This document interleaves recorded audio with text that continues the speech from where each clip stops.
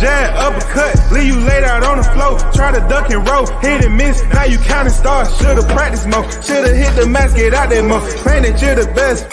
You gotta show me, son. Actions over words, baby boy. Is you real or what? Talking way too much, world come. Back sports, talking way too much, world come. Back sports, talking way too much, world come. Back sports,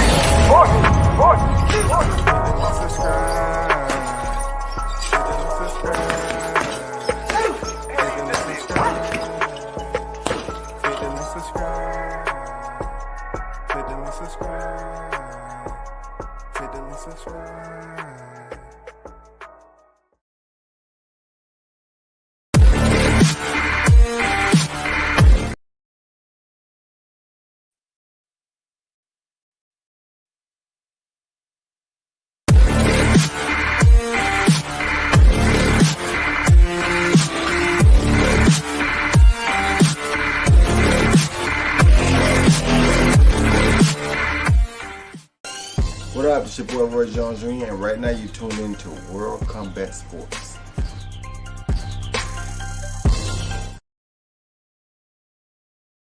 What's good, man? Saturday on deck, man. Good with it, blunts. The first on deck. You know what it is, man. Apologize for being late, man.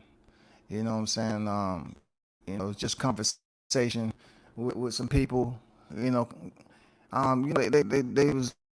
looking out, showing WCS a lot of love. Really, you never know who's paying attention. And then, come to find out, it's people that I didn't even know watched and really reached out in communication about this whole situation. They were explaining some to me. And they were really explaining and trying to break down some logical shit. Our situation. Pray me for much taking my stance on it. One of these people told me, hey, when it comes to journalism, people can feel however they want to feel. It's the difference when you putting a message out there like thousands of other journalists do. You know what I'm saying? They telling me some game, right? They say you putting a message out there like thousands of others out there than you. There's them put way more time, and they're on a larger platform. So don't worry about you taking stance. Amendments. We have the Constitution. We have the First Amendment right. Freedom of freedom. Don't worry about the word out there. Do what you do. We appreciate you standing up. Down, I'm saying, standing up for yourself. There's been many conversations had over the last several days about people picking and choosing how they want to address the YTC. I stand by what I stand by, bro. I did absolutely nothing wrong. People felt the way they felt about the information that I was taking from Roy Jones Jr. and putting it out on my platform. One of these other channels got the drop. If they felt like that was their time to drop, thank you for forgiving me that. We can say for any I think you you're supposed to appreciate them, right? But saying, you know what, man, we've been following you. We watch what you have to say. We like how you articulate yourself. Roy said what he said. What does that have to do with you? You have trips, you have local news outlets report stuff all the time. You have Fox.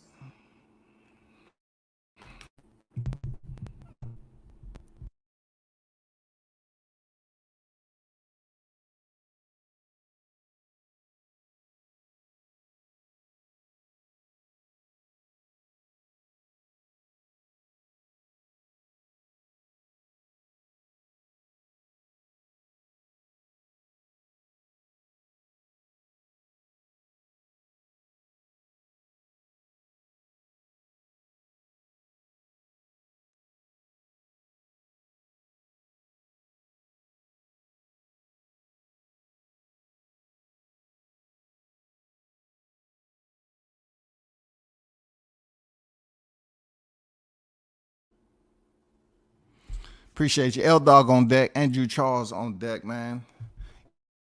You know, like this audio situation seems to be on StreamYard because I hear a lot of people that's going through the same situation. Hey, put a wire in there if the audio's good now, and the end if it's not. You know what I'm saying? Let me know. Let me know what's up. Y'all let me know. Just drop a comment in there if the audio's good now. Feel me? Okay, for sure. For sure, for sure. Over the past several days, right? Okay, good. Thank you, Andrew. Thank you. First of all, shout out to the supporters, man. First and foremost, as always, shout out to the ones who support the channel. One love to all y'all looking out, and then to the channel. What's been going on is a perfect example of WCS doing his damn media responsibilities as a journalist. You know, that's what I consider myself to be, because when you think of a title of YouTuber, then it's a person that's strictly designated to YouTube. YouTube is a platform of social media, but the journalist does other duties like go on the front lines, write articles, and have many other multitask like videography and photography. All the other components to you. So as a risk, you know, Roy said what he said about the situation, and he allowed me to break the news. So therefore, since we have a amendment, a constitution, and we have amendments internal to the Constitution, you have freedom of speech, freedom of press. I had so many people hit me up talking about, man, we support you on what you did. We support you on how you've been moving. We've seen you all over the place. We support how you've been grinding and everything. Don't worry about what other people say. They don't understand what you're trying to tell them. You know what I'm saying? People keep talking about numbers. Put up stand. WCS, you'll never hear me say anything bad about somebody up.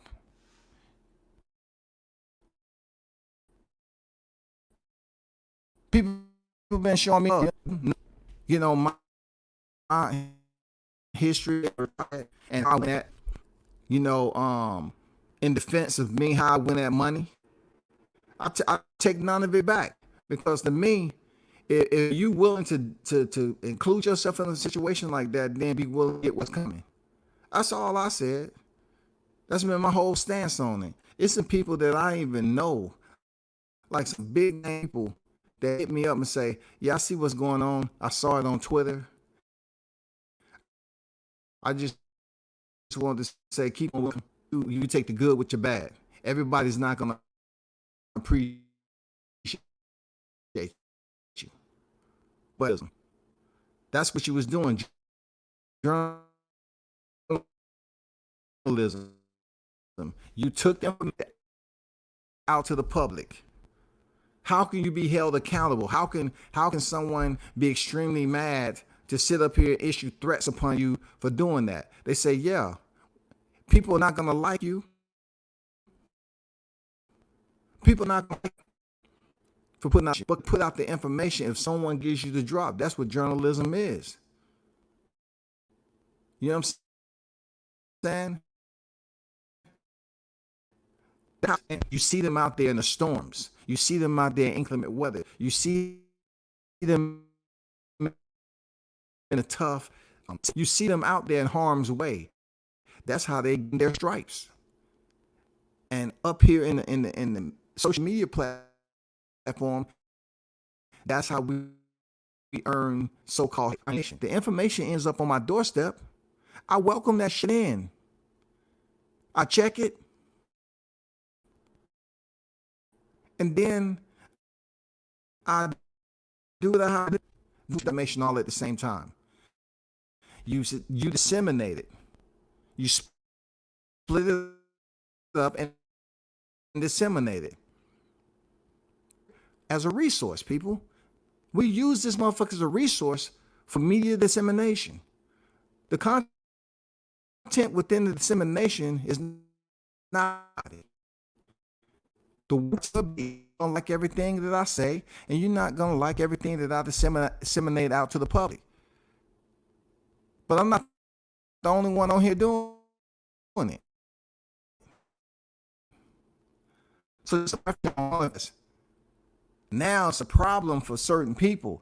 No, bro. I'm gonna stand on mine.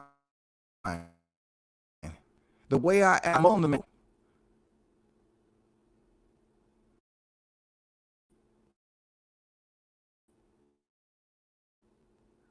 but stopping the mic today, it didn't stop me from going out here speaking my truth and speaking what I mean. I do the fuck I do. People can sit up here and talk about people mentioning names, some are exposed all the time. WCS exposed, this, and this. Nigga, all that exposed talk, you get your views, it's not gonna prevent me from waking up and doing what I gotta do.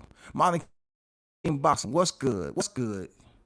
He said respect at WCS, respect, bro. Salute there, Martin King on deck. You already know. Toby, Bartlett, in the building. You already know, Toby. Appreciate you pulling up. China messing with satellites. He messing with the motherfucking sats, dog. No audio today. No audio today. We no play, no audio today. You know what I'm saying?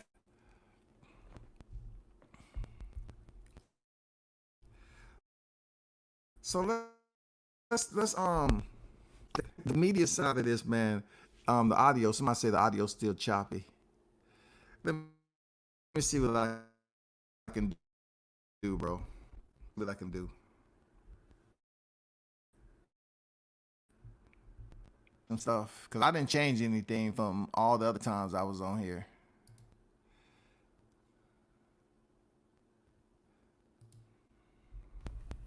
Hold on for a second.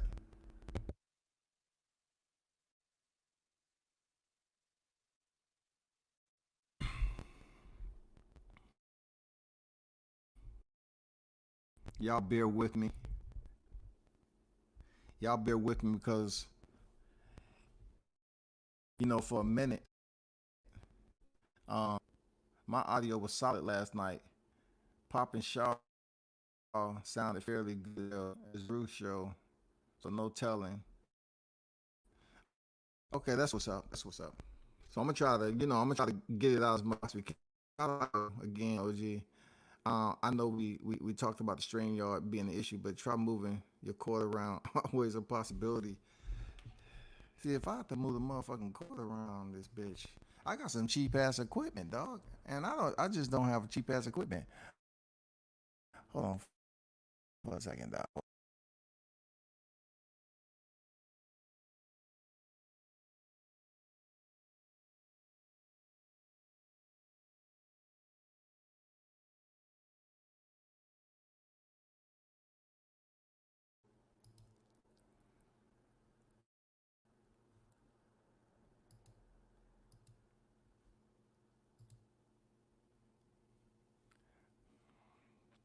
Okay, I'm checking one more thing right now.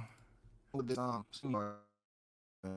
every 1 minute your audio is good. The second is is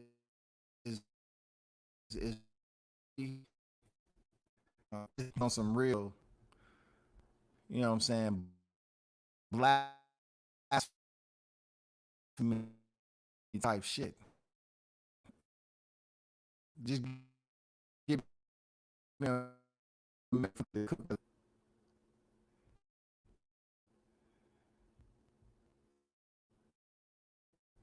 okay, let me see this right here.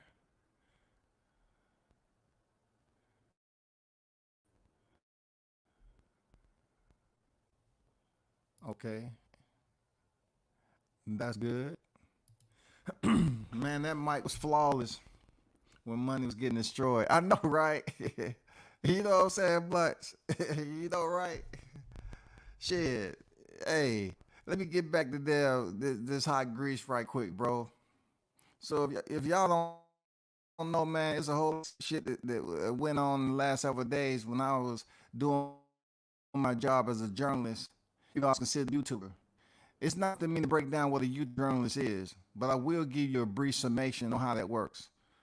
A journalist has a lot of collateral duties outside of being online. All right?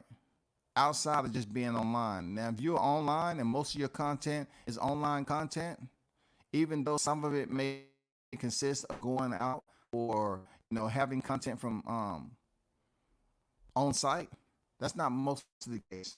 Saying online is strictly doing live streams, creating videos, and editing and putting out your content. Putting out on content. You have people that you pay attention to for the good and the bad. And some of them are really good. I consider them to be YouTubers. Journalists are individuals that can do a lot more collateral duties. And being the WCS has catalog, has the proof of writing articles and having a full-blown worldcombatsports.com that these shit. Like I don't have the shit backed up. I've been having my website for years. For years. You know what I'm saying? And it shows the type of work that I put in. But people don't understand, like, if I'm not buying the subscribers, man, you take it as you get it. Care about any of the other shit. And you saying the same thing over again, I don't care. But anyway, Roy Jones let himself, I had the opportunity to converse with him and he had to give me information that affected others in a different way. Like I said before, I was going to do these. People have confronted me and called and said, that's what you was doing. You was exercising your journalistic duties. You wasn't asking no heavy questions or any of that. So, these are people that know Roy too. These are people that reaching out that I didn't even think that was reach out to me. Bro, you did what you had to do based off what we've been hearing out there. Roy said what he said, and you put it out to the world. Now, it's so small, well, people was paying attention anyway. You know what I'm saying? Because my subscribers, all the other damn insults and all the it did nothing to WCS, bro. It did absolutely nothing. It did nothing at the end because I'm doing journalistic duties. Now people to bring the media to notice. Y'all know this. I didn't do that to Dookie Brown. I'm trying to figure out what he's doing. Nobody didn't give me. I didn't even present him with a headstone, bro, because I know a dude like him will be so easy that I didn't think he rated a headstone. So I just handled him in the light. I didn't take him to the dark because I want everybody to keep this in the light. Money Brown consisted of freaking inserting himself in a situation that was none of his business, like I said. He only added fire to it. And then I got information that women and drumming up a beat on the side of the roadway again, doing flips for bananas. I just know everybody, but the real ones know I was up here doing was freedom of press.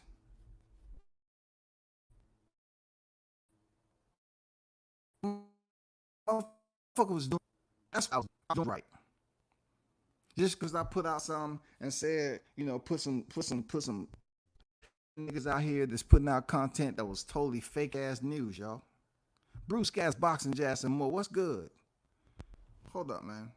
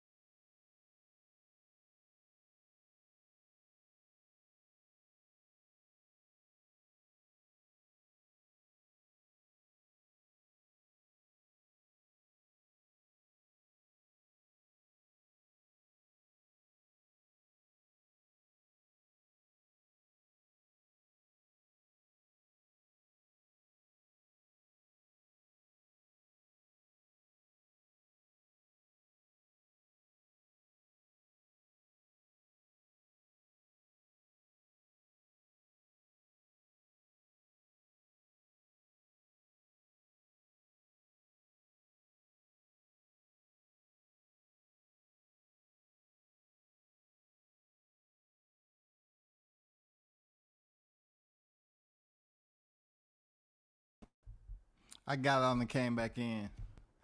I don't know what's going on with the audio. You know what I'm saying? Sound's gone. Yeah, I went out and came back in. You know what I'm saying? I came out and went back in. But let's get back to it. Y'all bear with me because whatever's going on with this mic system, this audio, it ain't me. My shit is set. All the damn boxes are unchecked. It's supposed to be unchecked.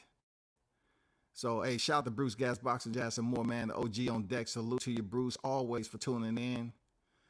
You put a headstone on Money TV. He asked for a headstone upgrade from his audience of a sheep.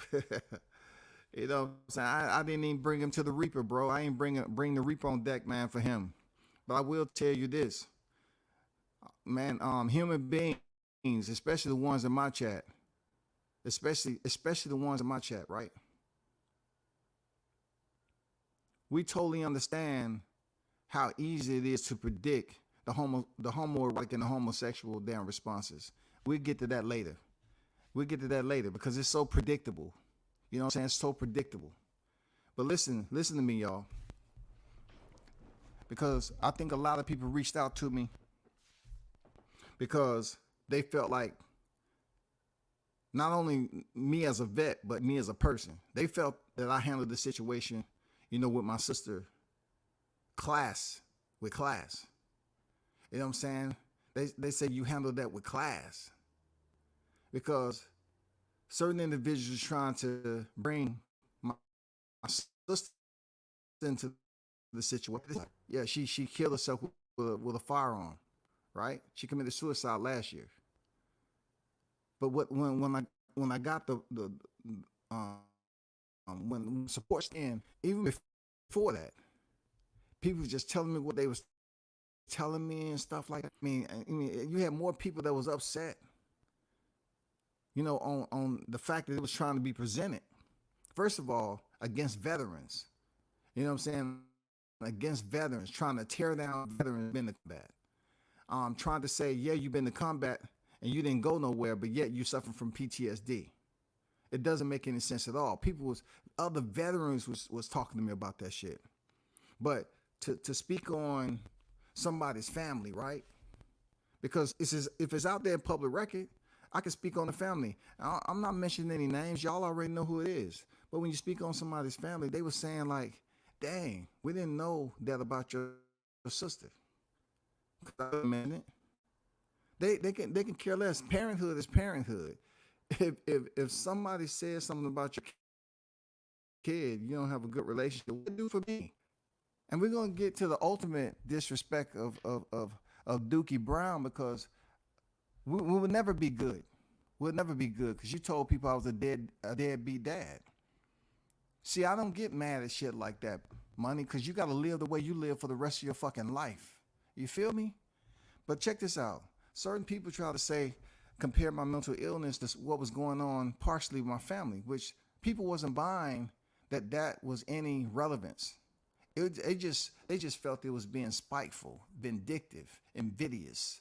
You know what I'm saying? They want to try to be malicious enough to get the audience to know, oh, World Combat Sports been to combat and his PTSD kicked in and his battle buddies walked away.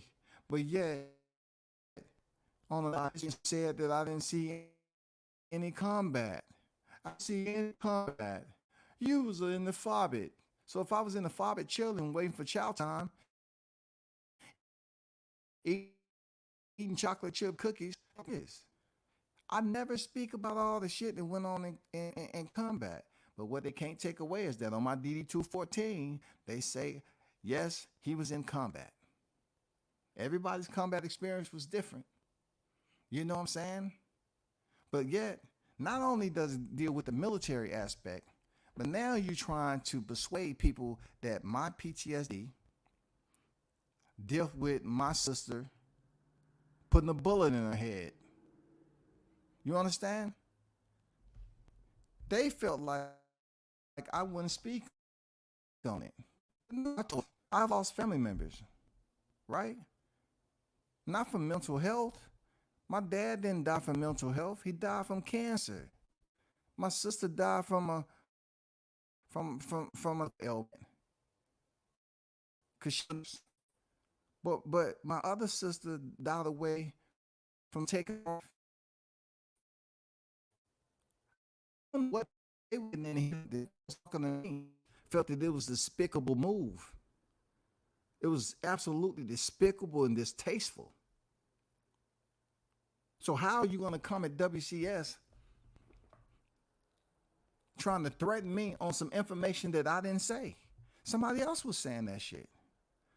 So to make it all even, you want to bring my deceased sister into the equation. Like me, as much as I talk, as much outspoken as I am, I'm not going to let my audience know, okay, you bring it up and you want to throw subliminal shots, I put it out there. She took her own life.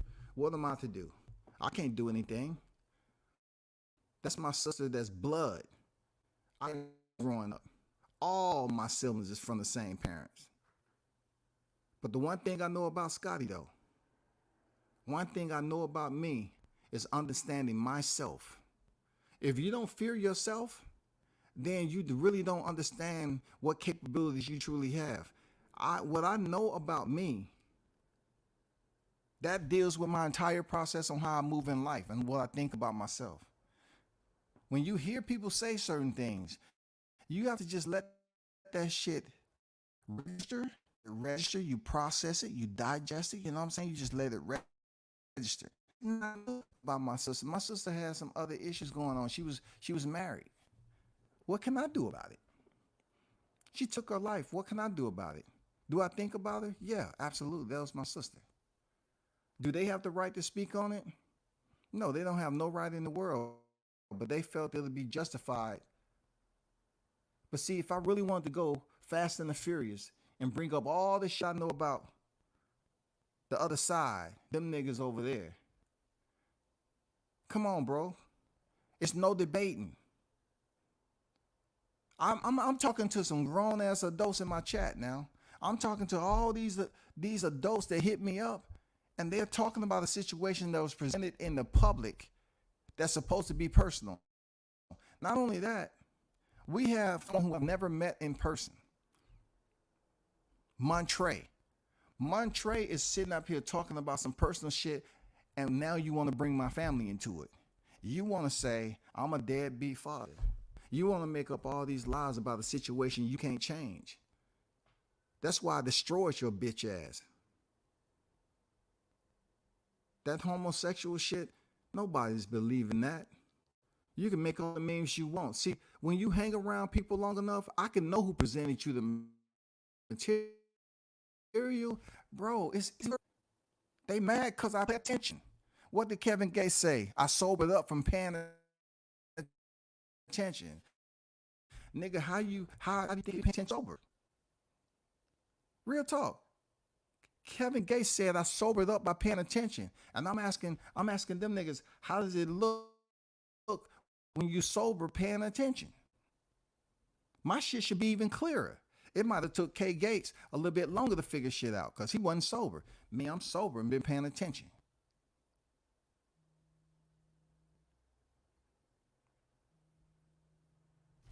You know what I'm saying?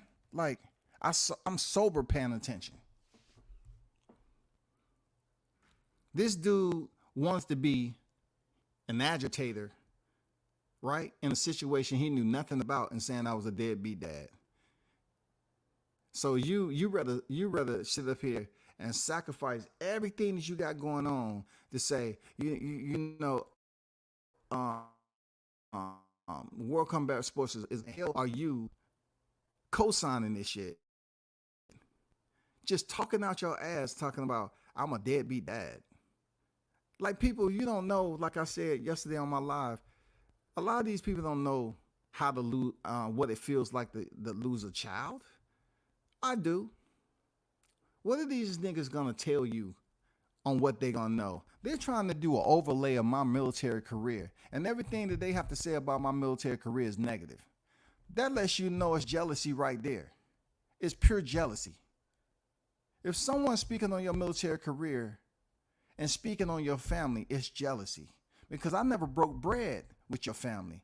So I can't speak on your family unless I broke bread. For those that I broke bread with, Obviously, I know a lot more about your family, and you know a lot more about my family. But for those of you that's on the outside, though, that choose to join in as a by fucking standard, and you said, as a father, I'm a deadbeat dad. And then I hear that I don't have a good relationship with my son. So I'm asking once again, like, what is that supposed to do with anything? Since you put it out here in public, I can speak on it. Like, what is that supposed to do? What is going to happen in parenthood? You know what I'm saying? When it comes down to relationships with kids. There's no merit to it at all. But it sounds good. It sounds so good that I don't even know Marty, but he pretty much went through the same thing. It was put out there that he don't have a good relationship with his son. So now we're going around talking about other people's son, but they don't want nobody talking about their son. But it's okay to talk about everybody else's family. Roy's family, Marty's family, WCS family, but nobody can talk about yours. You can sit up here and take jabs about your distorted view, your distorted, unqualified prognosis of people's mental health. Trying to explain to people that no, not only does it have to do with PTSD from a veteran who didn't see any combat experience while he was over there because he was a fobbit, but trying to explain to people why you're elevating it as if I'm incompetent of taking care of myself. I'm incompetent, y'all. I'm incompetent of taking care of my daily duties. But then you go a little bit deeper because his family member committed suicide. He's going through some stuff, y'all. His sister put a gun to her head and pulled the trigger, y'all. That's why WCS is unable to function. See, I got love, but I didn't want to put that off. You know, he's suffering from that. Hey, look, the WCS will tell you 1,000%. I'll tell you 1,000%. Since it's out there, since they want to keep on speaking as if it's a secret, I want to ask you all, how do I change what she did? That's my blood. I want y'all to understand on a respect level now. How am I supposed to change what's already done? When you hear people always talk about love and respect, and then they take other shots at you, at your family. So it's good for the shots at my family. It should be just as good for me to return fire and defend myself, right? I should be able to defend myself if you're talking about a sister that I had that passed away from suicide. Real talk. People sit up here and try to put vets in a jacket. It's funny how they want to come to the defense of the vets who are fucked up in their career, but to the ones who didn't take an L in their career and they was able to get that DD-214 honorable discharge after successful years to retire, then they want to criticize it because they're jealous. The same people want to criticize because they see you moving. You ain't being braggadocious. You ain't shit moving. But these dudes want to damn criticize your military career because it's easy. You see a lot of people's actions.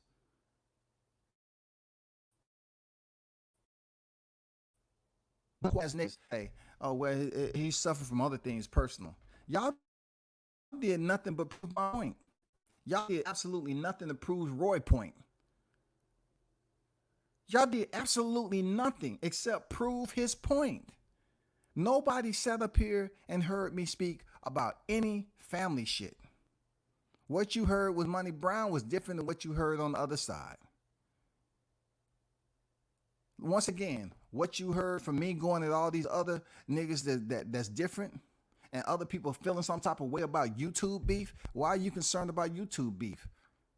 You're not even on YouTube.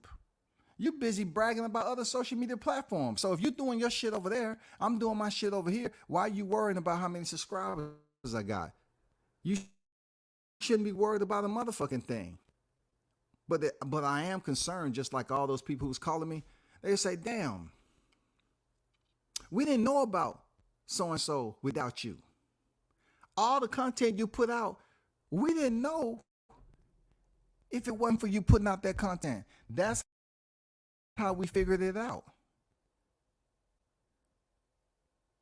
All them content that you was putting out on those people, that's how we figured out. We saw that shit flooding your IG. We saw that shit on your Facebook. We saw that. So I don't know what the fuck they talking about. That's what they was telling me. You did an outstanding job. We appreciate that. Sorry to hear about your sister and all that. Now you got more people looking at me like, damn, how you so calm in this situation? Because they trying to portray the picture like you got PTSD and you in company. You can't even focus in life, dog. All because they want to keep on rambling on. They got love for me, but I always continue to take shots out the door. How many people have to come to WCS, come at WCS when it's just me? I ain't bring one other nigga on, a nigga on this motherfucker. I ain't bring nobody. But I got multiple shit being talked about, multiple group setting. Oh man, we'll come at you. I'm one motherfucker with a heart, one brain, one heart, doing journalism. And I don't supposed to speak on my shit. I don't supposed to defend myself because a legend gave me the drop. I'm not supposed to defend myself when cats up here talking about military careers. They're not bragging that I transferred over and became an officer. They didn't tell y'all that I went from enlisted to be an officer. They didn't tell you that. I had to go through a whole nother school to become an officer. They didn't tell you how I wanted to improve myself. I just didn't want to lay back and be a standard as enlisted Marine. So I transferred over to be an officer. And with becoming an officer, you have much higher tasks that you have to take care of and duties. They didn't tell you that. You have to be in charge when you go out in the convoy and make sure your people, like in combat, you do changeover different when you in that position. You do shit different. You have troops underneath you. You have senior enlisted underneath you. When you walk out there, people have to salute you. You have to go to certain meetings that other people are not privy to.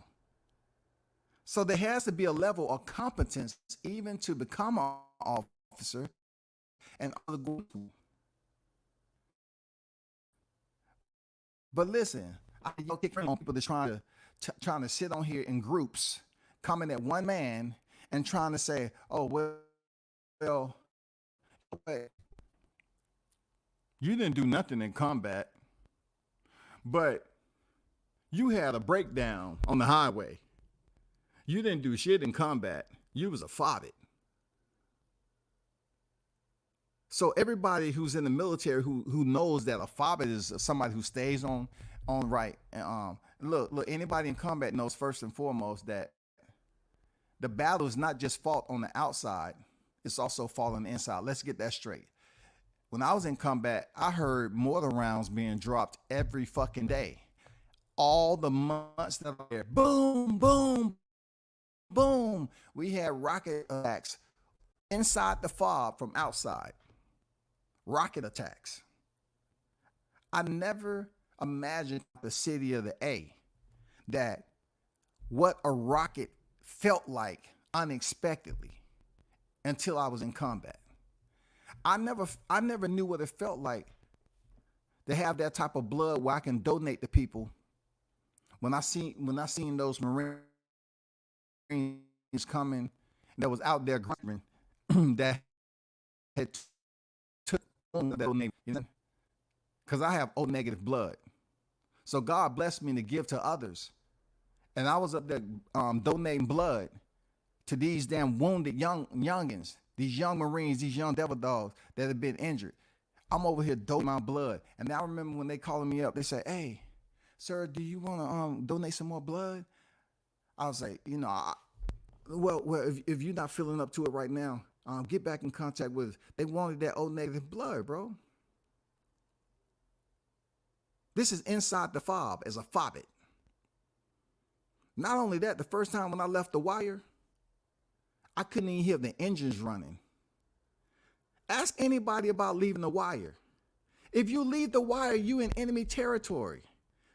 Look, I'm about to tell you some things that these dudes up here trying to tell you about my combat experience.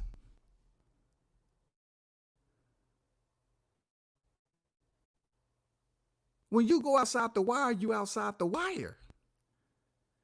That means the rear is behind you and you headed to outside into enemy territory to another location. First of all, let's establish something. Let's clear it up. I was a U.S. Marine, and these dudes that they're talking was U.S. Army. We wasn't stationed in combat at the same time. So these dudes, I got the shit to prove it. So if you got the shit to prove that you was in combat, and you're in here yelling and screaming, and WCS is talking to you in a calm, respectful manner, who really got mental health issues? Who really got PTSD extreme? Y'all up here in the dark, yeah, fuck, man, I do this and I do that to World Combat Sports. One fucking person who's speaking for himself, and I got all these other niggas coming at me. And all I say is, it's not like I'm by myself. I got people that's tuned in too, that's been tuned into this situation. I got people on my side too that don't fuck with this online internet, that keep shit behind the scenes. You think I'm coming up here and I don't have nobody? Listen to me, y'all.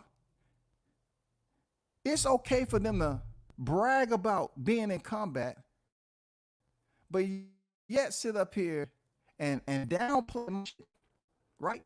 Downplay my shit, but sit up here and act like I got PTSD to the point where I can't function. This is the guy who was riding high extreme, high speed motorcycles when I was in elementary school, dog.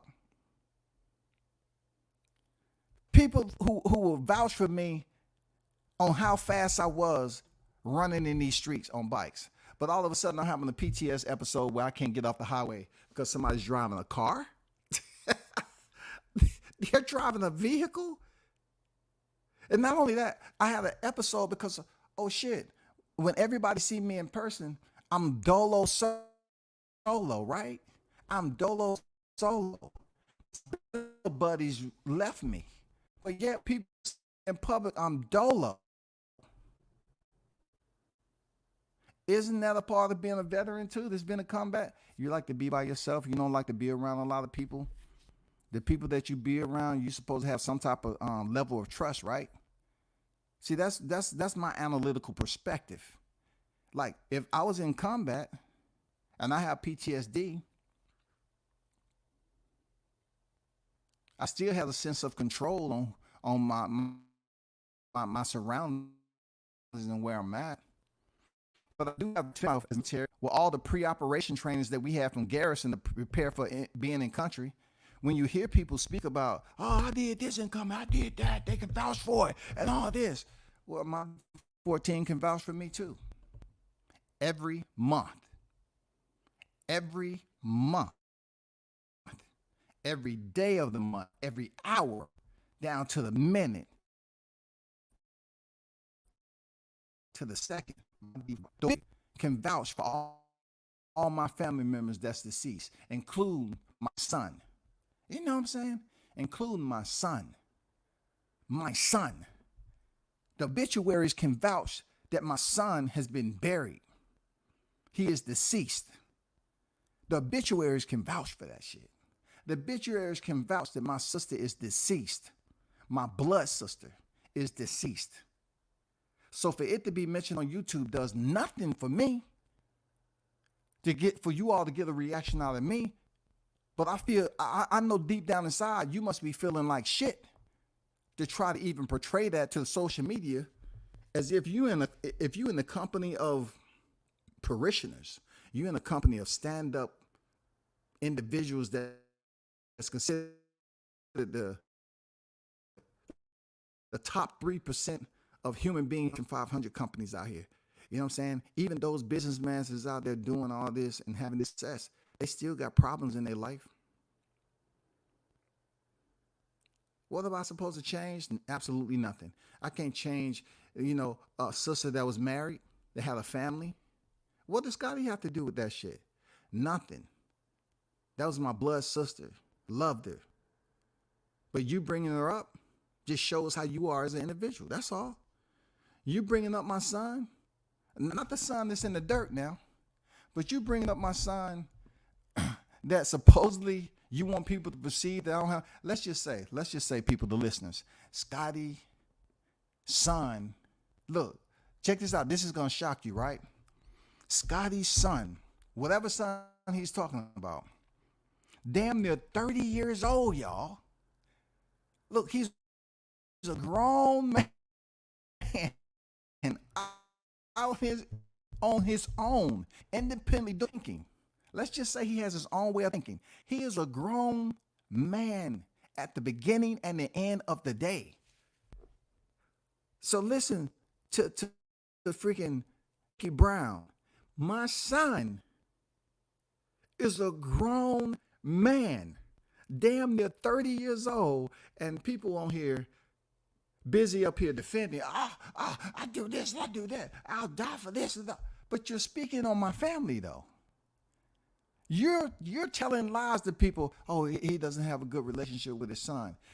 30 years old, dude. What is going on?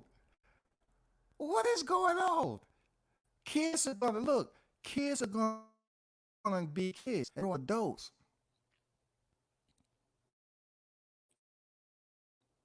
What are you expecting to get?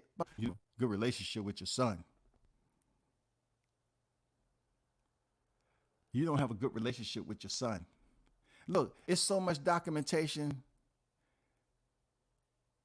that should be mandatory when people speak on your family. They should be able to present documentation. You know what I'm saying? They should be able to present the R word, receipts, when they speak on your family. But I have one of my sons. Look, one of my sons.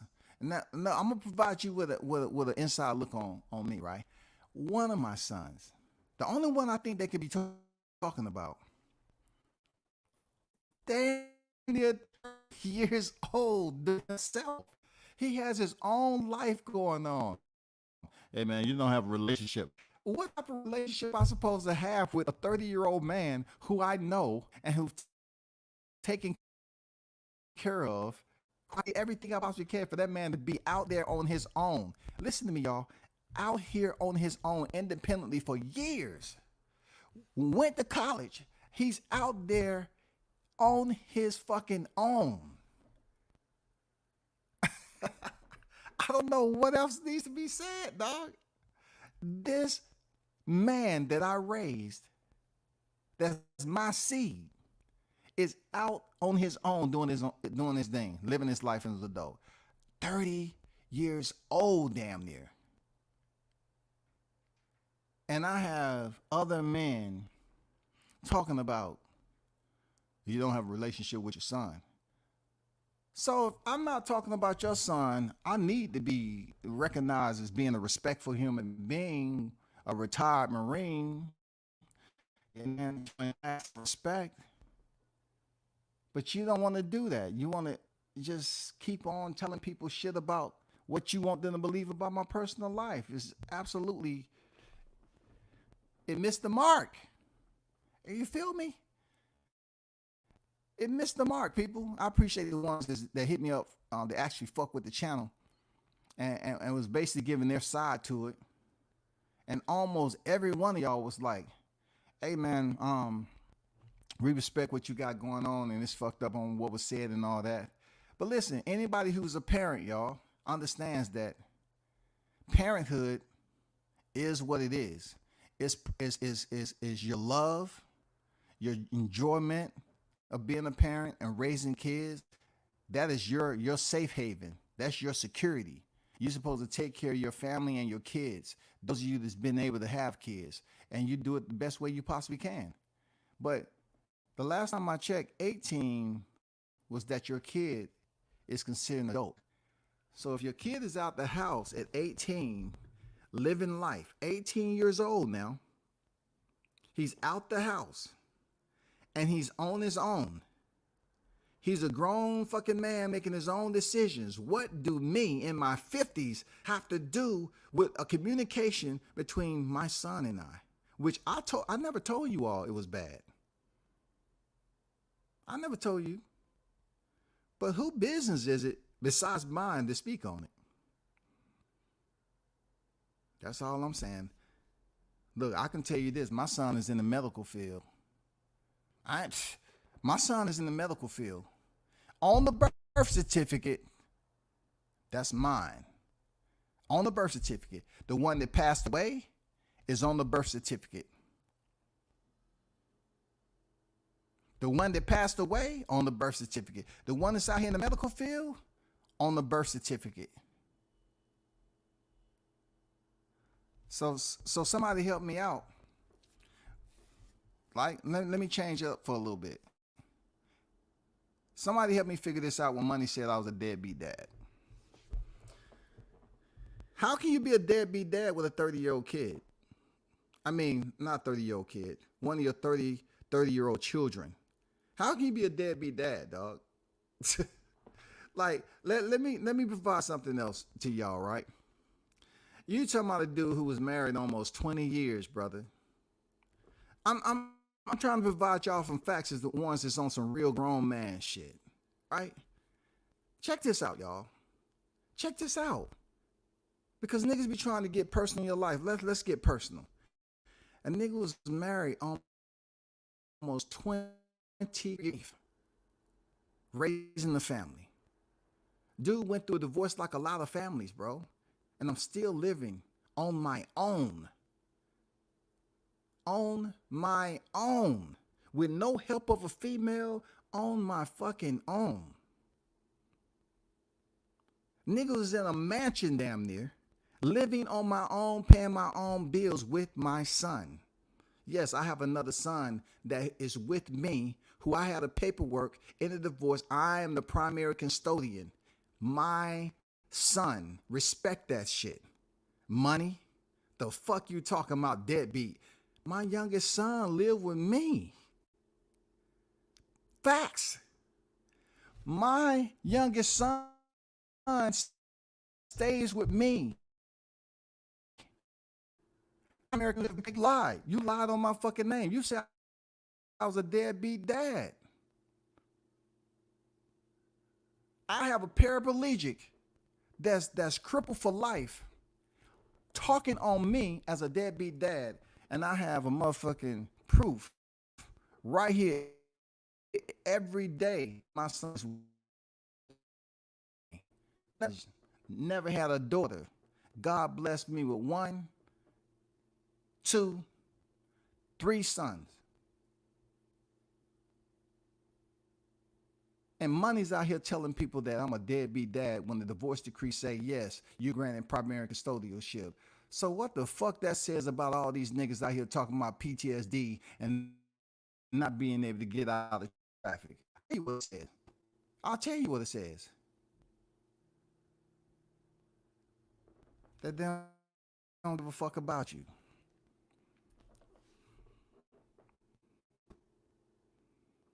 He said, I'm damn near 32. Me and my pops got a hard relationship.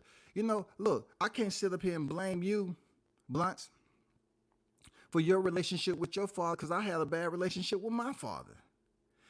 And my father didn't have to tell me, Blunts, that to step my ass out the house at 17 years old and make something of myself right after I graduated. So what's with this fatherhood? Oh, your son, you don't have a good relationship with your son. I just thought it was up to me to elaborate a little bit more on what does that have to do with anything. Because parenthood is parenthood. Relationships with internal to that parenthood is different for everybody. We have kids this day and time who are socialites. Like, they love social media. So they kind of withdrawn from the way it was when I was growing up. I grew up in a household, my dad was extremely strict, and he swung the belt. That's how it was down here in the South. No internet. You got your ass beat with a leather strap. time. It's because they busy online reporting you to DFAC. My parents, I wanted the PS 7.3. Yeah, the platinum edition. I wanted that. My parents didn't want to get it, so they beat me. Yeah, he beat me. How did he beat you? He told me, he verbally abused me. Did he ever touch you physically? No. But I asked for a PS 8.6 RR. He didn't want to get that. And I wanted 3 extra controllers. And I wanted that Beats by Dre headset. Was it Christmas time? Was it your birthday? No, I just want it. And I feel like my parents should give it to me. You know what I'm saying? That's what we got to deal with this damn time. Kids then report your ass to DFAC. They're verbally abusing me, dog.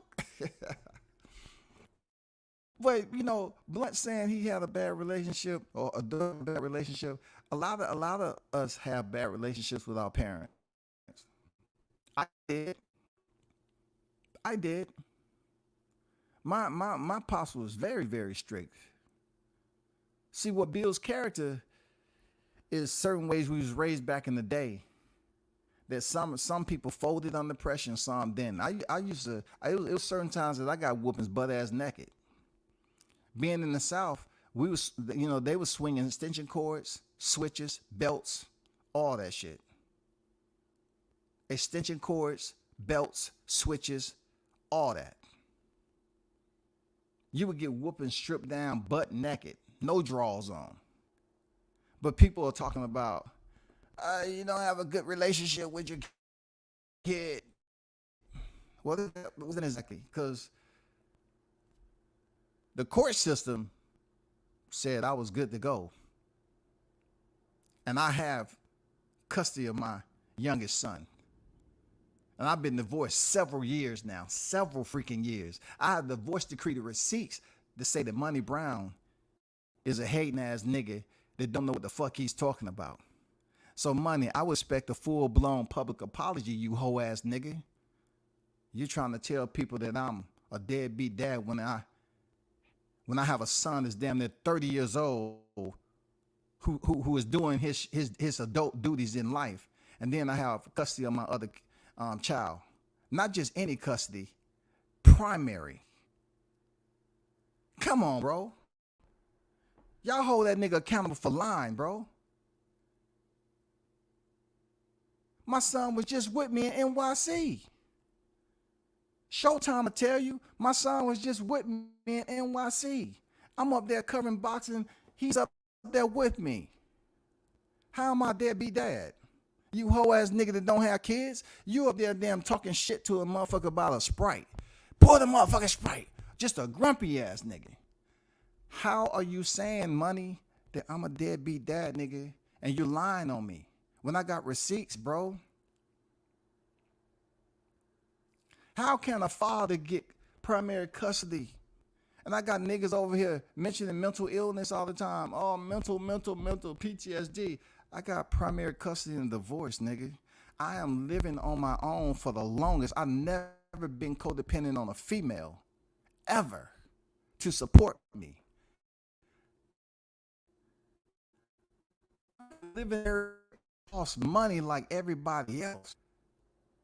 See, what they didn't tell you was when I was showing you those pictures of my home was that it was my fucking home. My name was on the deed.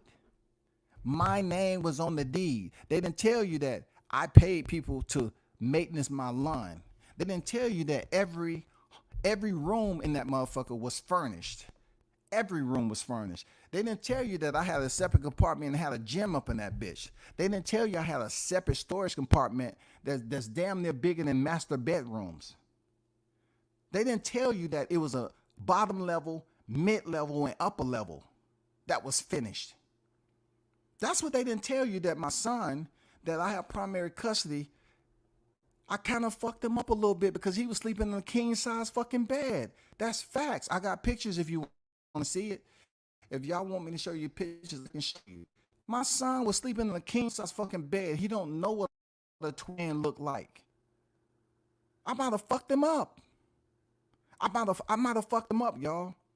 Because he was rolling around on that bitch. They like, damn, sometimes, Dad, I just want to roll off the bed. But every time I roll over, it's more bed space. I'm just fucking around, being a little bit facetious, but I'm just saying, they're talking about my son, dog.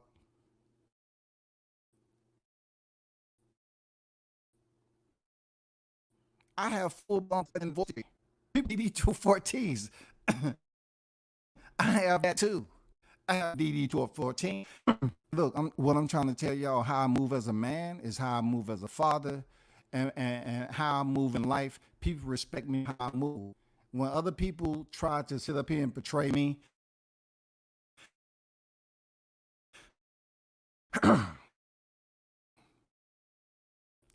in a different light, it's my.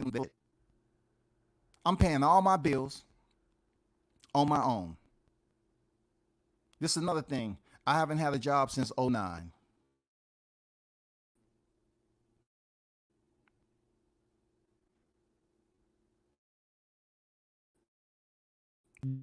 Do I get on here and brag about that? No.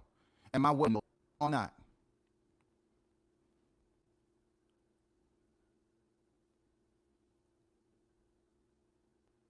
But when you hear my deadbeat dad, y'all should look at money like, damn, nigga, you are a piece of shit. You inserted yourself into a situation talking about this man's fatherhood. You have to worry about getting bed sores, nigga. You have to worry about being rolled over so somebody can wipe your ass. When I was listening to these people saying, you should do it, man, we respect you, how you handle yourself out there. We respect that. Let it go. Don't worry about it. But these motherfuckers speaking on your family, you do have the right to respond to it. So if y'all over there in Money's place, right? Y'all need to ask him, how the fuck am I a deadbeat dad when I have primary custody of my child and I freaking have the divorce decree to prove it? I am a father. I am a father to many sons. I have faced the reality of losing a son. Those individuals that choose to speak on my relationship with my son knows that I've lost a son. So they look at it in a way, oh, no, we need a way to get Scotty out of character because he's PTSD extreme 101. He can't function. He can't get himself out of traffic. You can do movers and all this John Wick shit, but yet I saw limited combat and I didn't do anything. So how does that coincide with the level of PTSD where y'all trying to put me in? It makes no sense. It makes no sense. If a nigga didn't experience the extreme side of combat, right? And I was a fobbit, why would PTSD bother me? Because it should be like a vacation, right? I wasn't doing anything over there. You've been exposed. It makes no sense. You're exposed. You're sitting up here talking about I was at a fobbit and I didn't go outside the wire, but he suffered his buddies. What is your battle buddies? People who you're fighting alongside. That's what battle buddies. So it makes no sense. If I wasn't outside the wire, I don't have battle buddies. Battle buddies is a term we don't even use in the Marine Corps. We have your comrades. Your band of brothers. Marines, we say band of brothers. That means we have each other's back. We have each other's six all the time. So if we outside the wire, we fighting along each other. We make sure we have each other's protection. But these cats was up here talking like they was my battle buddies, and my battle buddies was U.S. Marines, the Department of the Navy.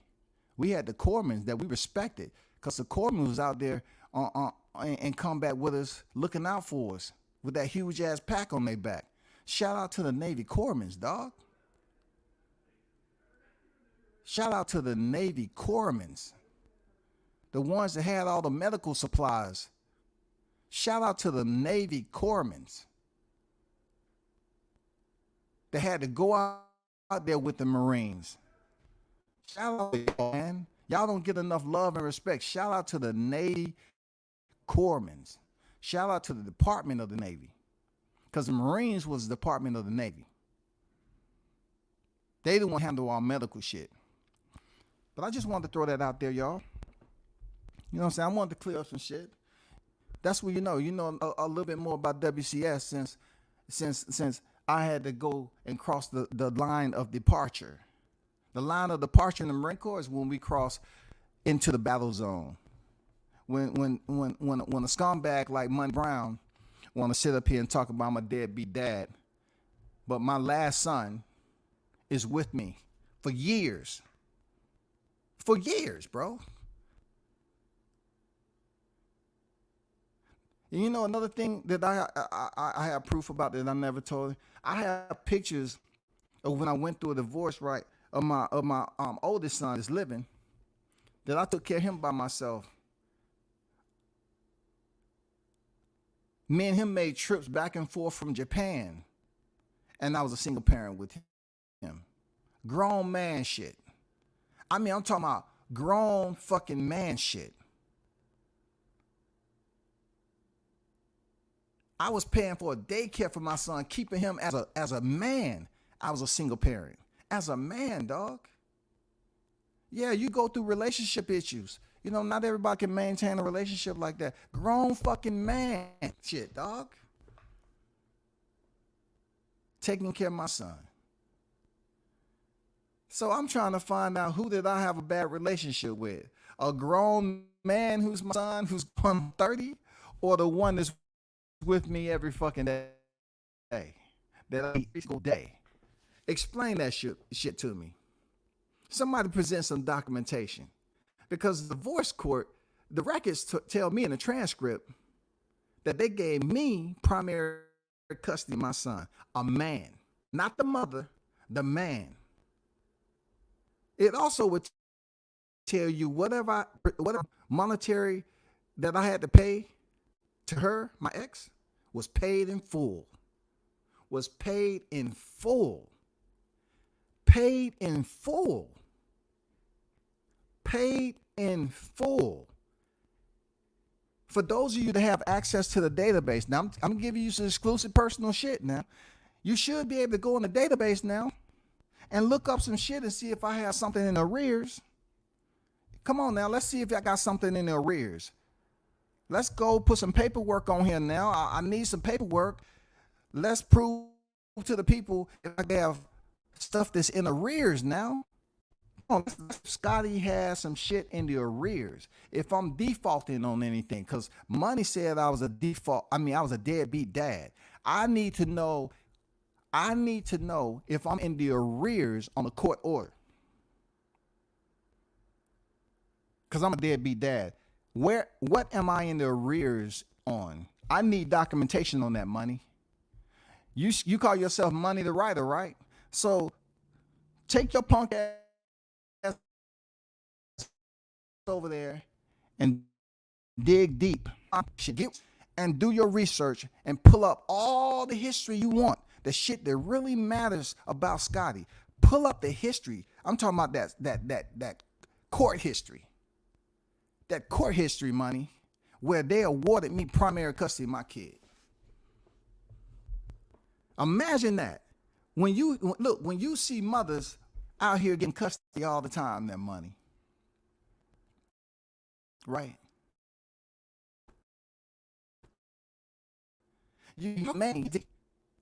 A military vet with PTSD, 20 years service. How can I get primary custody of my kids? Make it make sense.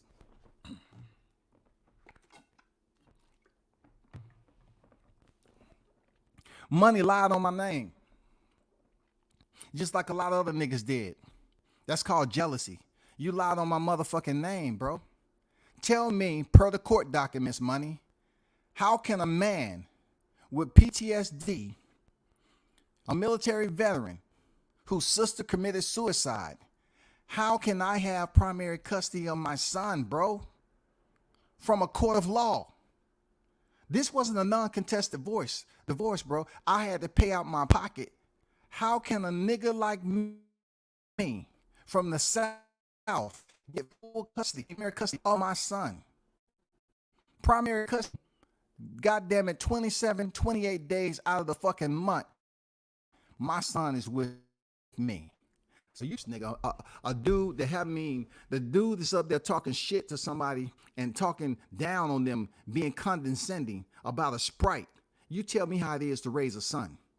Tell me how it is to raise one kid, money. Talk to the people, Dookie. Let them know, how is it that you said I was a deadbeat fucking dad? Nigga, you look stupid right now. You throw a pity party for motherfuckers to meet a damn financial goal. No, you should send that money over here for defaming my name. I will go to court on some shit if I feel it's serious enough, but not for you, money. Saying that I'm a deadbeat father, that's nothing to get legal about. But I just want to know, if I'm a U.S. vet with PTSD, why do I have custody of my son, though? How does that work? This is not what they're going to tell you, people. They're not going to explain to you how that whole process works in the court of law. Because mothers down here in the South, the majority of the mothers, they get custody of their kids. The father don't mean shit. Majority of the mothers, they get custody of the kid. And it's not all because of who makes the most money in that. No, it comes down to it. If they get that woman custody, you coming out your pocket paying child support. You coming out your pocket paying alimony. Am I right or wrong, y'all? You coming out your pocket paying child support and alimony. See the people who was tuned in don't want to hear that shit because they was ear hustling. They don't want to hear the good in what I was talking about. They want to bounce now on this Saturday. They want to bounce. I'm telling you some real shit. How does a man from the South with PTSD who went in the service at 17 years old, right? Who they trying to provide an overlay of PTSD, and my sister and my son. How do I have primary custody of my son? You forgot to let the public know? How does that work? With majority, over 90%, women get custody. Over 90 freaking percent of divorces, women get custody. So if it comes down to who's doing what, why did they give me? Well, my military history. Why did they give me custody? You can't browbeat a judge.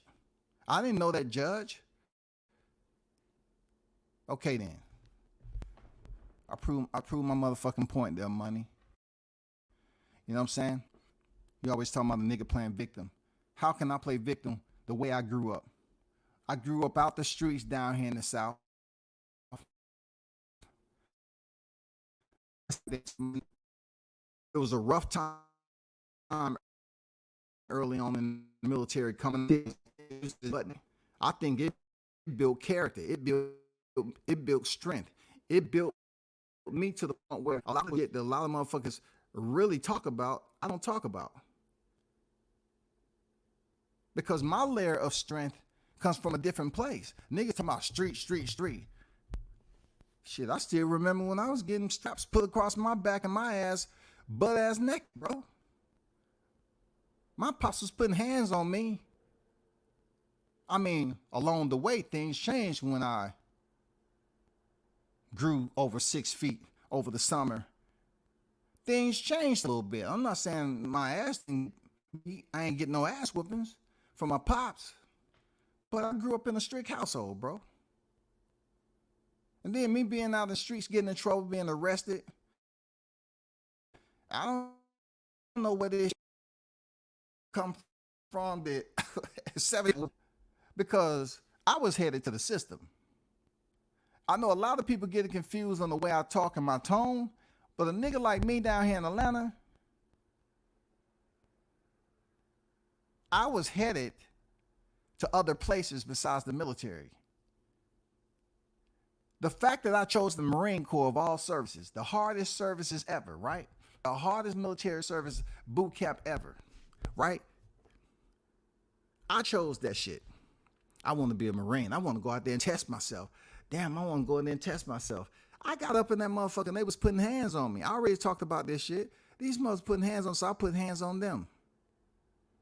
Not only that, not only did I get in trouble for putting hands on the drill instructor that was calling me nigger and shit, right? I got moved to another platoon, and when I got there, I said, hey, let's get this over with, senior. Let's get this over with. Where's the guy? Where's the guy you have in charge of the whole platoon? You may come on here, goddamn, cause I got moved from one platoon and y'all gonna take me through a hazing phase. No, let me go in the gear locker with him. Let's get it over with. Hey, you need to calm down. You're a recruit. You ain't gonna make it out. Let me just get it in though. We went in there and got it in. It was respect from then on out. They didn't fuck with me. So when his drill instructor teaching drill hit me in the motherfucking head with the front sight post of the weapon, and a knot swelled up on my head, and people saw me out there. I had a big ass knot on my head. I tried to stop the bleed. Hey, recruit, come here. What happened to your head? How did that happen? So the senior came over there and say, hey, what's going on? Hey, White, what happened to your head? I said, I fell, sir. No, you didn't. What happened to your head? I fell. So the senior got me alone. He said, what really happened? I said, your drill instructor hit me in the head with front sight post of a weapon. This is in boot camp. A city nigga going in there trying to follow up on the structure. So they swept the platoon with an investigation. Boom. How did it happen? What do you see? What do you think happened? What do you know that happened? Did anybody see anything? This, and this. Nothing. Recruit White, we need to see you in the office. Boom, interrogate. What happened to your head? Who did it? We know a drill instructor hit you with something. The way your head is swelled up, you was hit with a blunt force with something. You know me returning, graduating, and returning back down to the drill field. I saw my senior drill instructor, who at the time was a high senior enlisted. I walked up to him and I said, what's up? He immediately grabbed me. He said, hey, come here. Hey, how you been? Gave me a hug. He said, hey, listen. He brought one of his people over there. He said, listen, this is one of my recruits. You remember the story I told you that could have got me in trouble? When a recruit was knocked upside the head with a rifle and they swept the platoon and they was out there hunting. He was the one.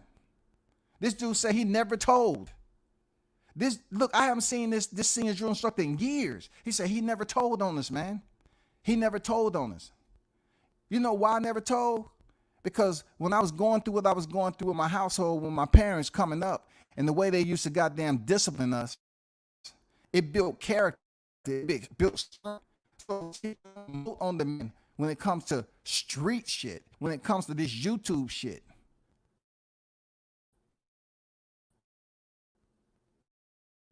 Try taking your ass and taking your ass, and sometime that motherfucking belt swing around and hit you in the nuts. Think about when it really get bad when you have a parent who would pray before whooping your ass. They would pray to God because they felt that God was co-signing. God was giving you blessings to go up here without sparing the rod on your child. So imagine being up there facing away and hearing your father pray. Your father pray. And then when he finished praying, he started beating your ass. And then I kept getting tougher to the point where I wasn't shedding no more tears, to the point where I turned around and looked at him. He kept on swinging, pow, pow, until mom had to come in there and say, hey, stop. You're not going to get anything. Mom knew what it was. Shout out to mom. Mom knew what it was, because you would have kept beating me. You would have been in the grave.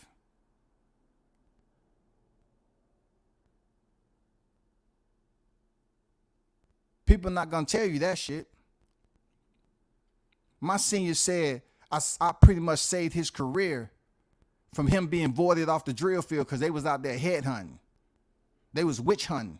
They was looking for who did that. Who hit him in the head like that? Why does this recruit has a knot on the head that size? A knot to me wasn't shit. I was like, man, I've been through worse. That ain't shit. You think I'm going to tell? And then they go out there and move the drill instructor? Nah, man, that's something he had to deal with. That drill instructor didn't fuck with me for the rest of the damn platoon. He kept on apologizing. You know what? I appreciate you. I would have got. I would have lost rank. I would have been up there and got. I don't know what these niggas think about on this YouTube shit, to be honest. I don't know why they perceive motherfuckers as being soft just because they not up here yelling and screaming all the time like a lot of you other niggas. I don't know why it is, bro. Like, people just take snapshots of what they believe you to be based off subscribers and based off how many people they want to listen in to you to give you respect. I'll be honest with myself first. I got to have self-respect for me. I have to respect myself, and then that respect that I have for me, it's going to bleed over to those who I fuck with. The people that was calling me behind the scene on this shit didn't start yesterday.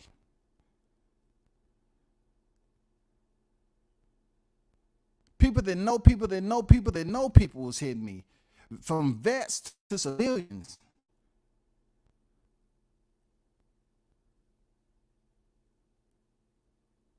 Let me get to some of these freaking comments, bro. Salute to everyone that's in the chat, man, that already know. You feel me? Tyrese, you did that shit happen. It ain't, bro. I understand real life. I never make my birthday, even a YouTube event, these beta channels bring it up like sheep are related.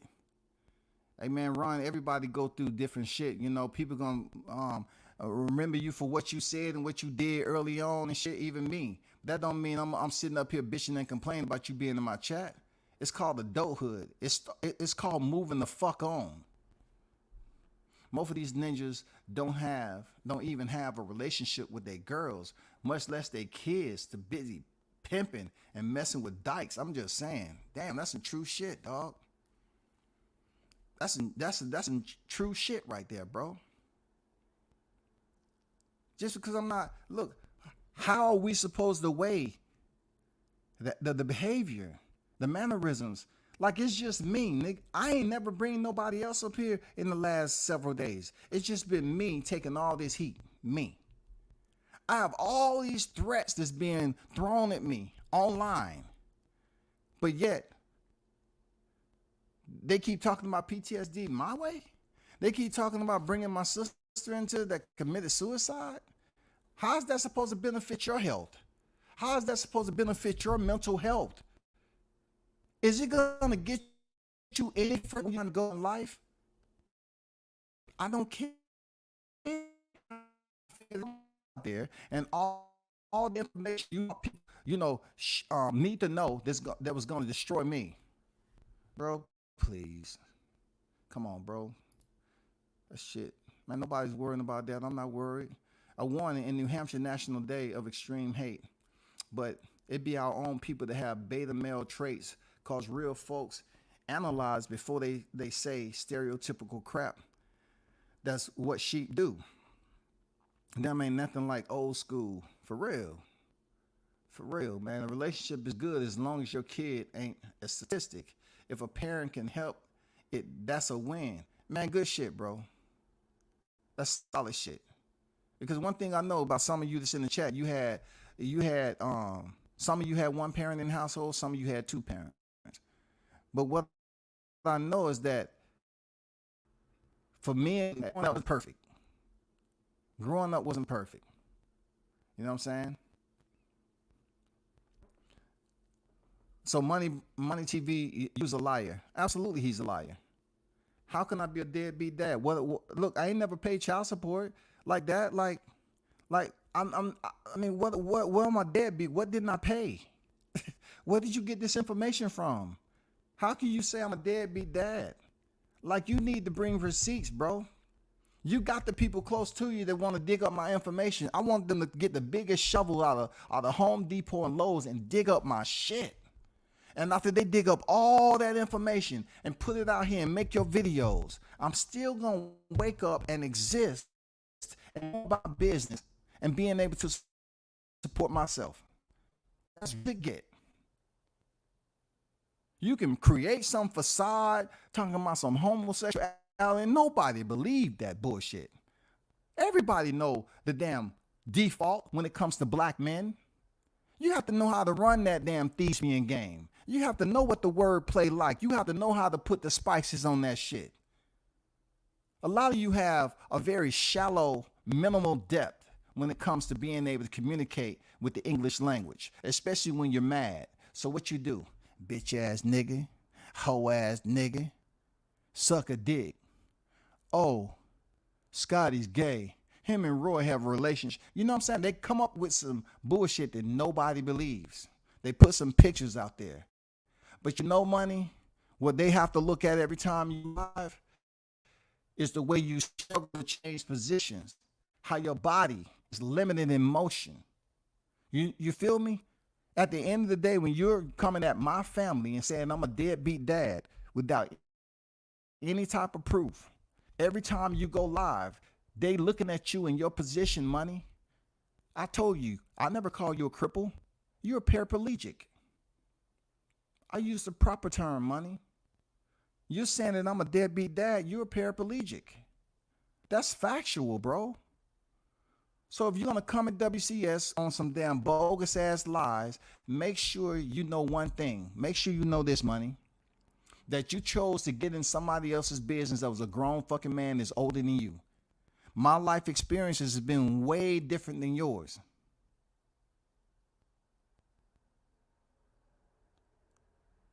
I know a lot of niggas think it's soft business on this YouTube shit. I know.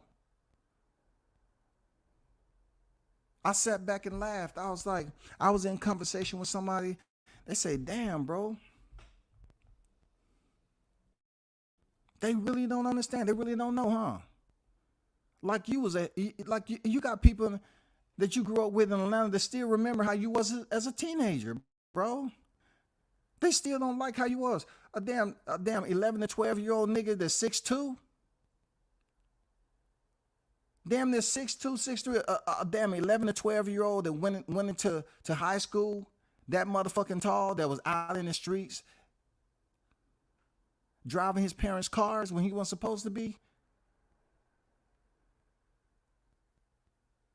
fleeing police.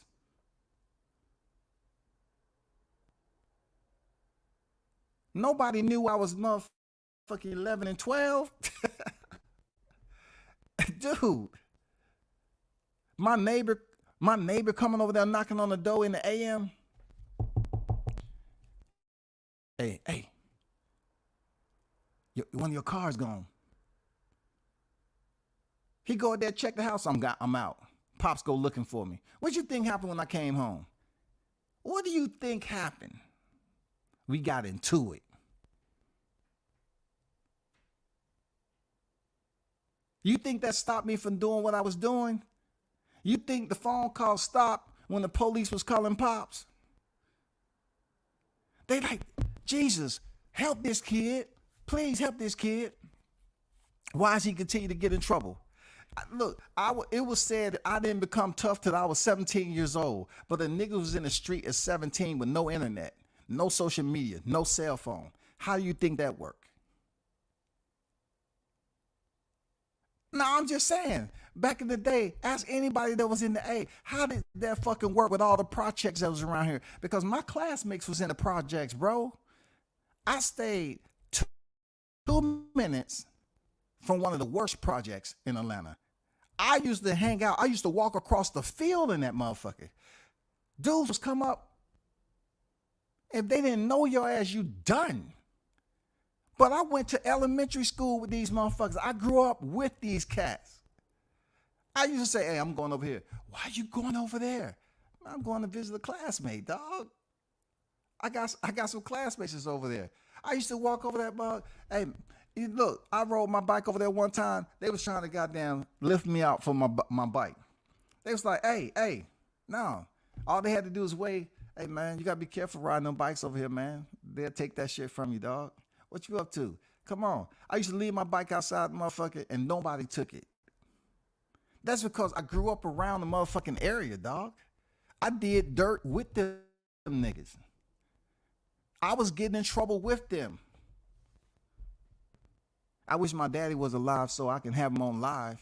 You know what I'm saying? I wish I could have a conversation with Pops. Hey, Pops, now that we older and shit, tell him how I was, because it was said I wasn't doing shit until I went into the military, Pops. Tell him how I really was as a kid.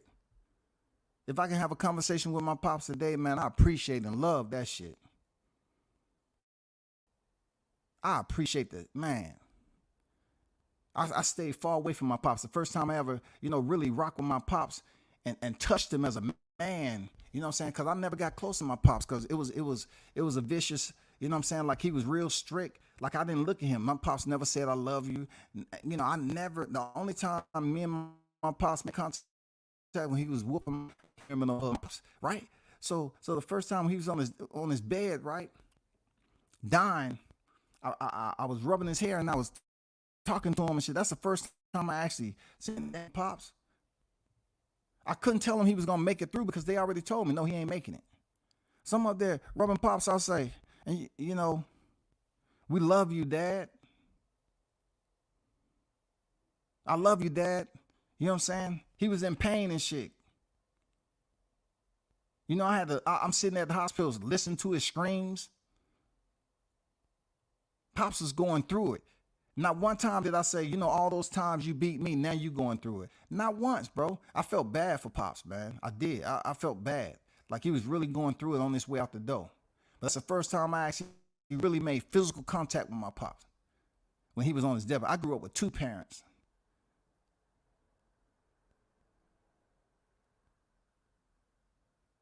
I was in those streets, man.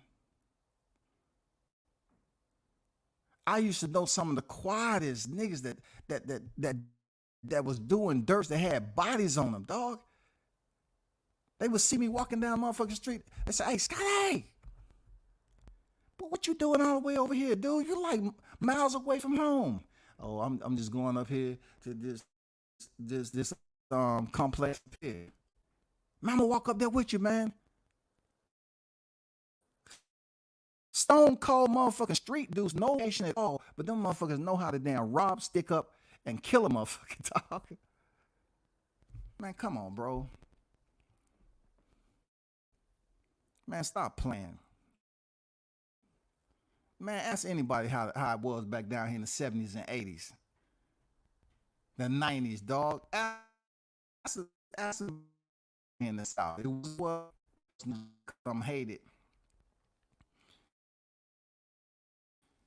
They will always be, it should be contagious. You know what I mean? You know what I'm saying? Because they always want to talk about how blacks is when Ebonics was being thrown around and black people believed that was cool. I always had my people criticize me for how I spoke English. I never understood how you can take a simple word that you're not familiar with, but yet you consider it to be a big word, but yet it falls within the English language. Linguistics is how we communicate. But what people don't understand is that majority of your communication is nonverbal. Over 60% of your communication is nonverbal. If I'm walking up the street and I see Martin King and I goddamn give him a nonverbal cue and I goddamn flick him a bird, shoot him, say fuck you, without even opening my mouth, I just stick my finger up. That's a nonverbal cue. It can be deadly. It can be deadly. If I walk up and look somebody in the eye and I give them a different expression like I'm hating on them, be deadly. It's cute. Lethal than a motherfucker. Trick Noty on deck. What's good? What's good? Trick Noty on deck. How would they even know about what you did on tour? That right there is a red flag. They don't know, bro. They don't know. They just trying to downplay it like other vets don't have PTSD. Like vets don't get suicide. See, that's how you know how people respect and disrespect vets. They quote unquote respect the vets that's around them, but since they have a vet up here that was not only a vet, right? But this guy, this black man from ATL, right? This black dude who wasn't taught anything about life from his parents, right? Nothing about relationships, right? I used to brief a room full of white officers, dog. This dude used to brief on future current operations models on real world shit where it was casualties, dog. I received a day before I ever received a Navy Achievement Medal. Dude, I got the proof. I got the proof, y'all. A white general recommended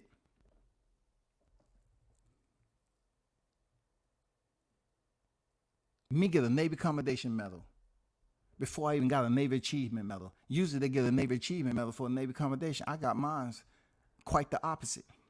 This is a black man from the South, y'all, who somebody told him, say, hey, you might want to get with so-and-so white over there because they'll be a good briefer. He knows how to articulate and so he knows how to speak. I had an extra duty outside of my military duties to brief the general. The general shit came first while I was still in communications. I used to have a room full of white officers, hardly any black officers now. And I'm going through a slideshow of real world events with pictures of casualties. Top secret fucking clearance, yo. You know what they're not going to tell you about me? Is what I said before. I couriered messages to the Pentagon before the plane or the rocket hit. Before 9/11. I went over there and cursed, what's his name? Colin Powell. I used to see Colin here in my hand, delivering messages, and these dudes talking about PTSD. There's nothing wrong with having PTSD. It's the fact when people try to use it and act like you don't know 2 + 2. They try to use it and say you got a bad relationship with your kid, but they refuse to tell you that you got custody of your youngest child. And you taking care of yourself with nobody else's help. They don't tell you how to put shit together. Say, well, what again? PTSD deals with his sister committing suicide again? Like, how does that work? Why are you blending that together? That don't make any sense. His son, his sister never being in the military, but he was. But how does that work again? Explain to the people where you're trying to go with this, because it's not making sense. Help me understand. How does it make sense again? Come on, bro. You learn something new every day, but what shouldn't learn is from lying mofos. Real talk. Facts, bro. Facts. Nigga money over there talking about the deadbeat dad when I got and have the divorce decree to prove it. And for anyone to choose to come up with this solid government, because the database have everything. You should be able to go back to when I was a teenager. But let's go to that when I had to get a waiver to get that shit removed off my record to join the Marine Corps. What was Scotty doing from elementary school? How many times I got suspended from school? Come on now. How many times was I suspended from school, dog? How many times was I punished in in-house detention? What did I do when I was out of school? Up here robbing and stealing. Man, come on, bro. Fighting in football games. Man, please. I don't know what this YouTube shit, but just like Martin King said, man, come on, bro.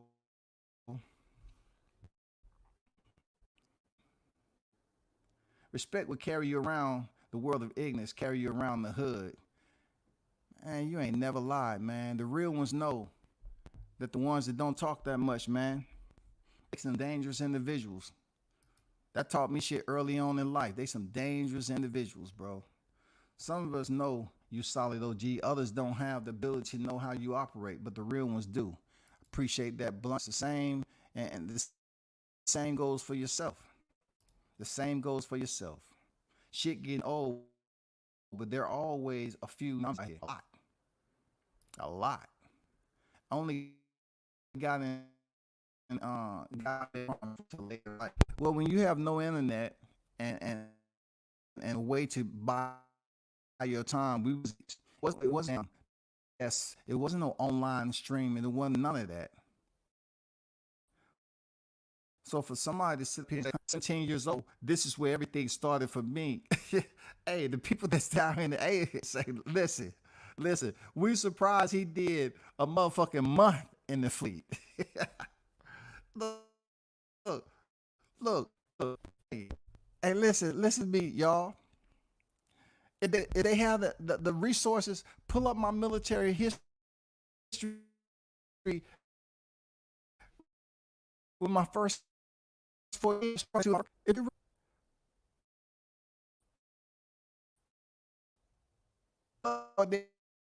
The damn army. Ask them about Fort Bell, fucking gauntlet up in that bitch. Marines used to come on deck. Come on, bro. Alcohol-related incidents and shit. Come on. Do some research, bro.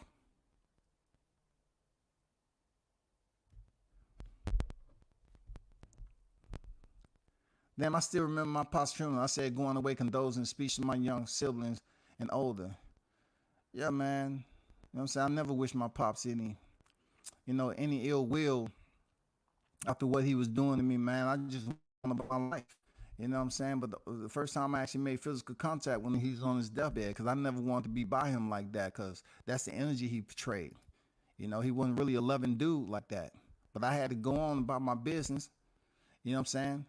Getting disciplined the way I did, built tough exteriors. You know, it caused you to take a step back and look at how look at what's serious in life and what's not. I'm not in, but it's just something I said. You know, pops toughened me up at a young age, man. You know what I'm saying? Try that. As an adult, have somebody whoop your ass with a motherfucking belt butt neck and see if you don't try to run into the motherfucking train tracks while a train coming to get the fuck away. That ouch is gonna last a long fucking time. Ouch! God damn! That motherfucker hurt. Yeah, Colin Powell was very involved during those days. Yes, sir. A younger Colin Powell, too. Hey, I gotta take care of some business, but I appreciate y'all stepping up to the boulevard once again. Fucking with WCS. Thought I had it clear. And I wanted to give a shout out to the people that I was fucking with and communicated and reached out to me. Now you know all this shit that was supposed to damn derail World Combat Sports. You know what I'm saying? Scotty White. Now, you know, the shit that was supposed to stop a little channel from being even smaller. Once again, it was supposed to stop a little channel and makes it even smaller.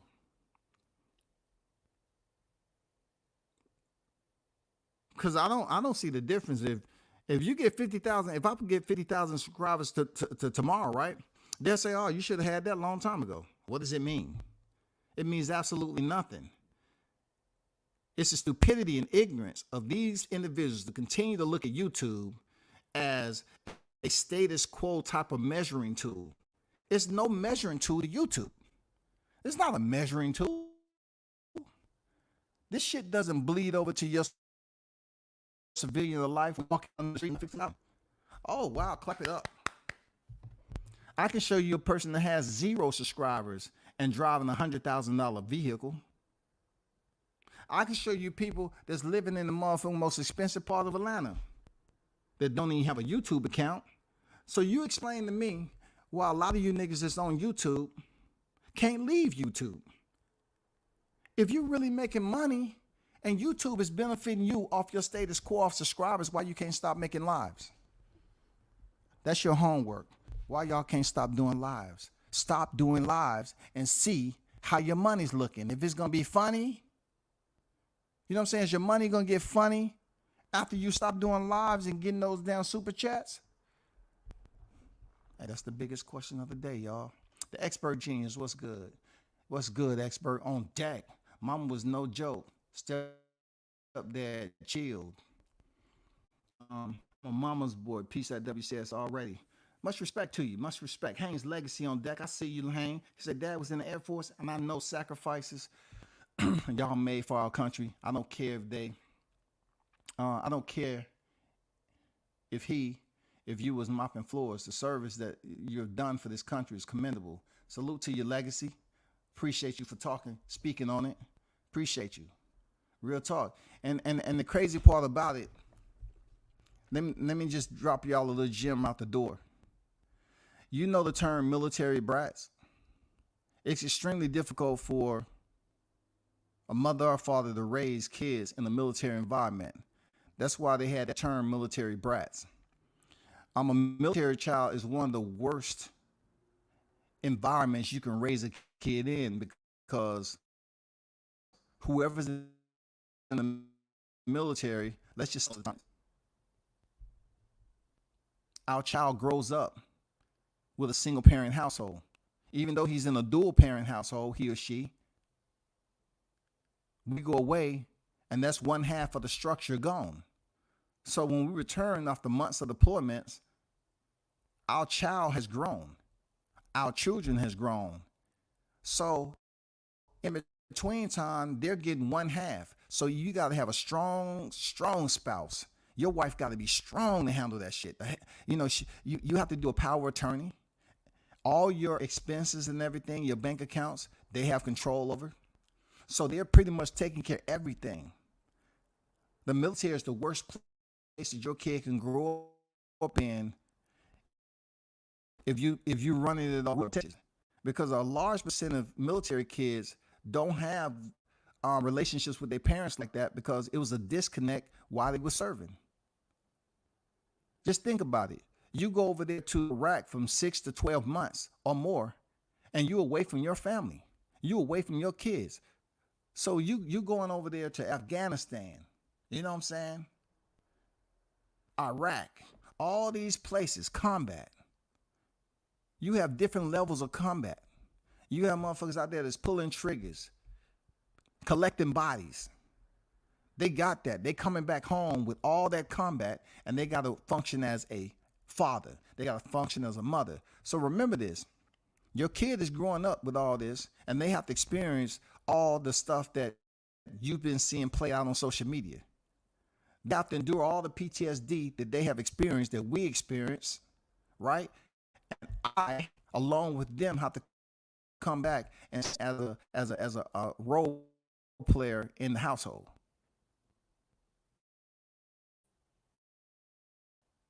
I still have to be a parent and raise my kid. So I suppose they don't have a communication level as an adult. Then what is the problem? It happens all the time in the military. A lot of, almost damn near every freaking couple that I knew when I was active duty is divorced. I can tell you 100 motherfucking stories as kids that I seen as when they was younger, who grew up, they don't really talk to their parents, didn't really know their dad because they was deployed. You talking about kids whose parents was infantry, grunts, O3s, communication, admin, Motor T. You know what I'm saying? Special forces. Military duties come first. That's why it's so tough to go in the military and do what you have to do. Man, these people that are talking about what my kid and what my relationship is, all these military, so-called military people, they won't explain to you the shit they got going on. You feel me? So that's my defense of that.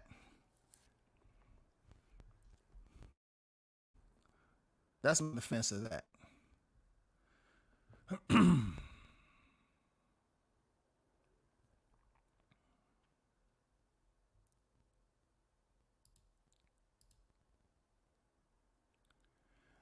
The person said, I've been following this. Look, they say they've been following the page. Like people know my personal business. It's been people that follow my page forever and a day, right? That don't know too much about you. But this person comes over here and talk about they've been following my page forever and never seen me with a woman. Check this out. That's happened. And being that I don't know you, think about all the other people that's on social media. Think about this, right? All the people that you see doing live streams, and they don't have their girl in the picture with them. So once again, you got to put a hole in a hole's place. You know what I'm saying? Worry about your own life. You feel me? We're talking about people that haven't even had a relationship to raise any kids. Bro, all the facts, my dad died when I was young, but his service made it to where I went to college for free and well taken care of from his benefits and all the way until I was 25. So man, salute to your pops once again. You know what I'm saying? Because what he did, the sacrifices he made, benefits you posthumously. Even in his death, posthumously, he was able to benefit from the sacrifice made. That's commendable shit right there. That's shit. That goes the same for my kids. You know what I'm saying? That goes the same for my son. He was able to benefit from that. They're not going to tell you that. But they're not going to tell you the good things that you was able to do for your family, bro, because they don't want to recognize the good. But I find it like less stressful, right? I find it less stressful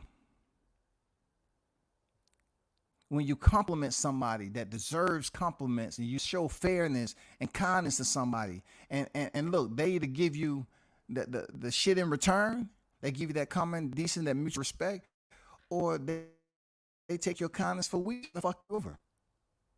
You don't need a philosopher to talk this shit I'm talking. You don't need to be this shit because you got some dumbass grown childish ass adults. Because you're smarter. You have some people that's at their point in time in their life at this age, right? That they're still struggling to be somebody.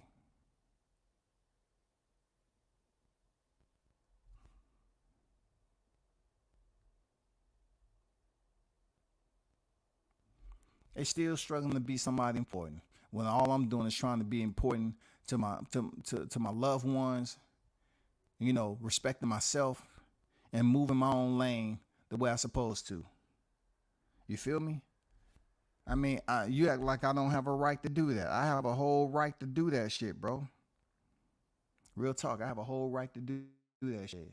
That's like me judging any content by the people they talking about to belittle any person because of the person close behind. The boxing head should be a topic. I agree, eyeballs getting personal with people. You'll know. Well, we know if you want to fuck with YouTube, you have to really pay attention to all the heat and backlash you're gonna get for certain topics, bro. You know what I'm saying? There's certain topics. You have to pay attention to certain topics. Some are gonna be good, some are gonna be bad. But you have to be strong enough to understand that the bad, you got to be able to respond with it. You have people that's provocators. They'll say some fucked up shit to get a reaction and say you getting all emotional. And when you don't get emotional, they keep on with the bullshit. And they keep on and they keep on. They get a reaction out of you. All along, they stress themselves out in type of behavior that they in right now. A type of mental psyche, a mental health problem that they're experiencing right now, the misery. They want you to experience. They don't really fuck with you, but they want to fuck with you. They don't really fuck with you, but they want to fuck with you, dog. They ain't trying to do shit in a positive light. They want the same environment of inclement weather that they experience every day.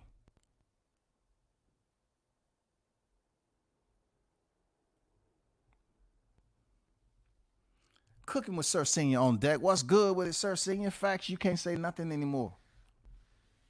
I make sure I keep my free thinking thoughts in place and encourage everyone to do the same. Yeah, I mean, you know, you think out loud, you got to be very selective in what your thought process is, especially on YouTube. We have I did it myself. We're taking people's content and creating storylines. And creating storylines on a thumbnail can mean a lot. But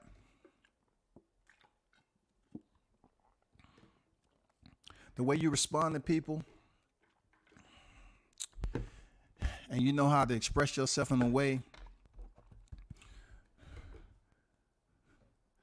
that you can work somebody out with your words, they don't like it, bro. Just think about it. You know, fuck you, fuck everything about you, bitch this, bitch that, nigga this, nigga that.